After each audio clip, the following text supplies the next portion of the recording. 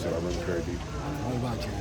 Is he just one of those dogs? Yeah, he's going to be a dog for us. So, he's, like I said, he's got his right head on his shoulders. He works hard. So, like I said, he's got the right mindset. And so, like I said, it's been cool being able to interact with him, help him out. Because, like I said, I came in as a rookie, and PJ and Bud helped me a lot as well. So that's one thing that I want to be able to pour into the new guys that are coming in. How much is DeMarvin learning? Yeah, I mean, this position. Yeah, I mean, he got some experience at it when he was a rookie. So he came in. We had him playing there some in 2022, and so he's had experience at it. And so by him having that experience a couple years ago, I think that helps him just to be versatile, to play inside, play outside. And so he's another guy who's trying to continue to help, and he's getting better. Alex, at the end of last season, TJ talked about the potential of being open to maybe moving around a bit more based off of how teams are trying to scheme you guys up. How have you guys talked about that as a team, just trying to free both of you guys up to keep people guessing where you line up? Yeah, I think that's something that we definitely got to include in the game because, just like you said, I think, teams were kind of catching on to what we were doing. And so I think if we're able to move around different spots and stuff like that, we'll be able to get teams off balance and they can't just sit there and match protect. And so I'm just excited for what we're going to be able to do this year. You guys have tons of experience working on the same sides and built that chemistry there. How do you build it so that you guys can have the same sort of chemistry and timing even when you flip different areas? Yeah, I mean, I think just repping it in practice. I think that's a beautiful thing. It's about being out of practice is you get to rep those things and get comfortable once you're uncomfortable at. So whether that's switching sides or working different rushes and stuff like that. So like I said, we're just trying to sharpen it during practice so that we can be able to be effective with it down the game. Is that something you've started already, or is that something that takes time down the road? Yeah, I mean, we haven't started too much of it now, but I know going next week OTAs, so definitely that's plan on doing that, switching sides and stuff like that. So like I said, just the more versatile we can be, the better. Alex, TJ obviously not here. Have you had a chance to talk to him this week?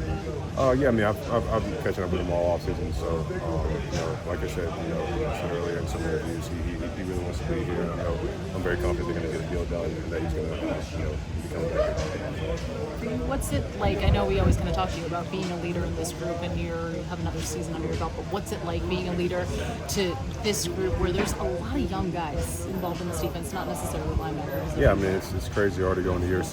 Time flies, but like I said, it's just cool to be able to just to really influence the young guys and kind of just show them the way of what it takes. And so, like I said, when I got here as a rookie, I had PJ and Bud and Cam, and so having veterans like that in my room really helped me to progress in my career. So I just want to do what I can to help the young guys progress in their career as well. You guys had a lot of young, strong guys in the middle of your defense. What can that do to help free up, make things easier for you guys on the outside? Yeah, I mean, I think both Derrick and Yahya, they're two great players, and so I know just watching them so far, like I said, they've been working hard and they get better every day. And so both those guys have the right mindset, and so I'm just excited for what they do add to our interior.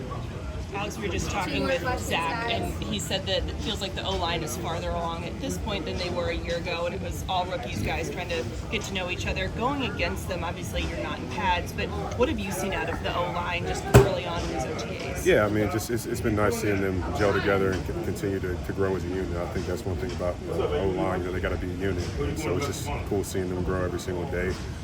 Just look forward to sharpening iron, going against them every single day, getting them better than us, them getting us better, and so just look forward to that every day. Have you noticed any difference in Broderick now playing on the left side? Does he look more comfortable, like it's a more natural position? Yeah, I mean, that's what he played in college, and so I know he's definitely comfortable over there, and so I'm just looking forward to him taking a big leap for us and just holding it down over there this year.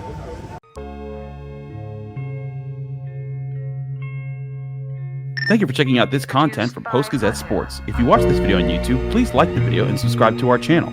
For all of the sports coverage the Post-Gazette has to offer, visit post-gazette.com.